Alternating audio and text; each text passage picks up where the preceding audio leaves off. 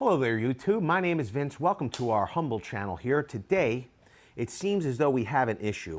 We have a Milwaukee SAWZALL with a fully charged battery.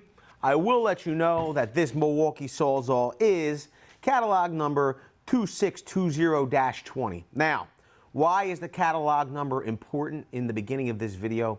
Because this is a well-worn, old Milwaukee SAWZALL. The problem is that even though it does have a fully charged battery, it seems as though the tool is locked up. So today, we're going to pull this SAWZALL somewhat apart, see if we can unlock it, maybe get it up and running again. It's all coming right up after this word from our sponsor.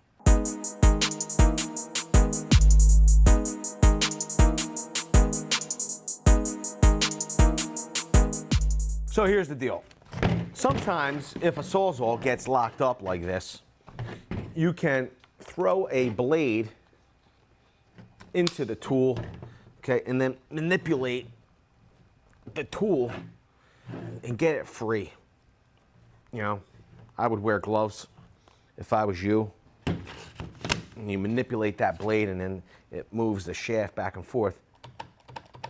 But that's not the case here, okay? So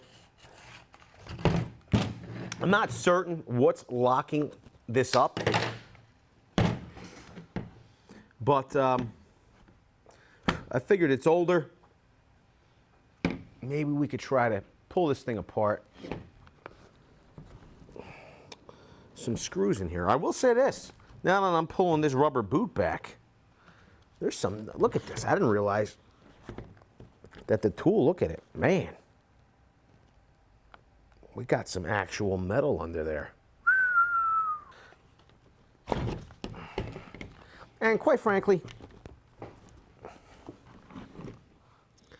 if it doesn't go all back together, this tool is got to be 10 years old. It served me well and made me lots of money. So it wouldn't be the worst thing to let it rest in peace, so to speak. I will say, it is awfully dirty.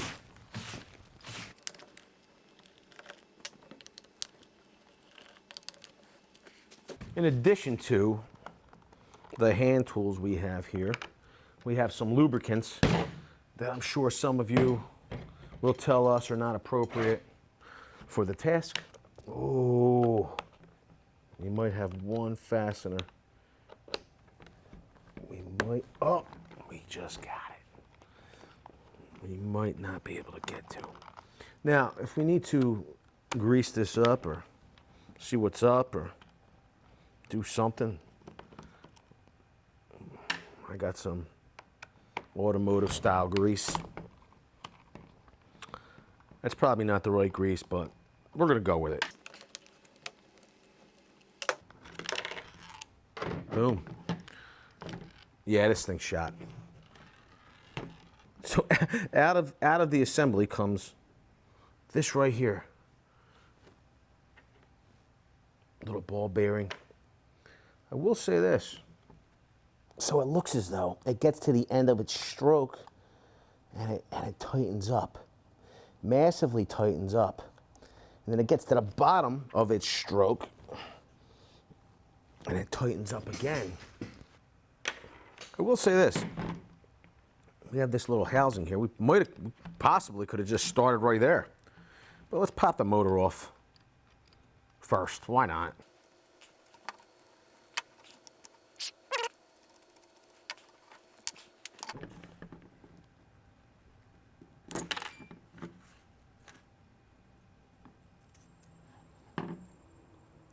You can see there's a little wear on those brushes.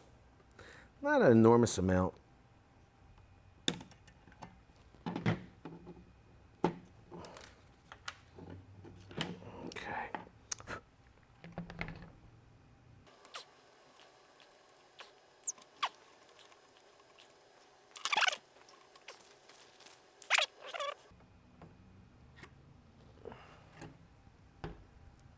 Whoa.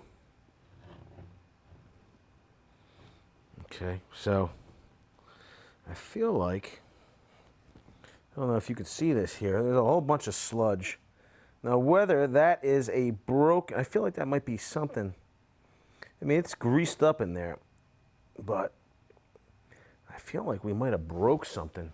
This has turned into a, let's see if we can easily fix it, to, let's just show everybody what's on the inside, because quite frankly, I'm not going to pay to repair it.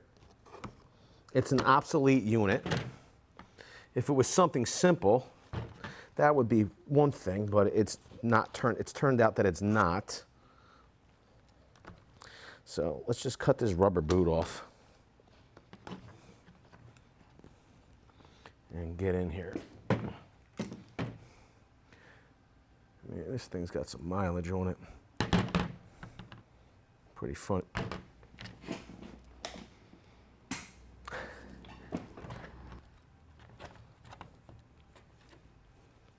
You live and you learn, people. You live and you learn. So if you need to pull your rubber boot off, there's a screw at the bottom of the shoe. There we go. Finally got that screw out. Now, you lift off your shoe. So once you have your shoe off, then you can pull your boot off without cutting it, like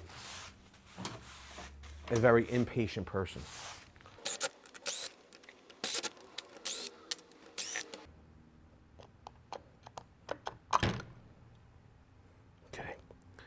And what we'll find is a whole bunch of grease, right?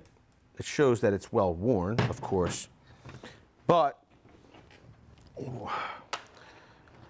we could look at the internal mechanism and we'll find this piece right here snapped off right here.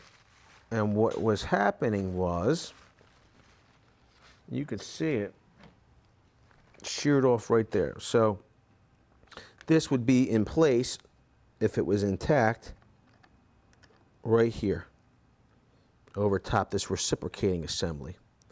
There's no wear here on the outside, but I guess over the years, like I said, that recip saw, it's got to be 10 years old. You could see it just sheared off right here. Pretty amazing if you think about how they turn rotational motion into that reciprocating motion. Inside this shaft, inside here, okay, rides this bearing. I know it's covered with grease right now, but trust me, it's a bearing. See it there? That bearing, you can see there's one on the bottom side. This one rides inside this channel here, and that keeps the shaft from moving up and down. This shaft from moving up and down. It keeps it just going in and out, while this link converts that rotational motion into a reciprocating motion where it attaches here. Pretty cool. Now I know, and no one's half the battle. Another broken piece here.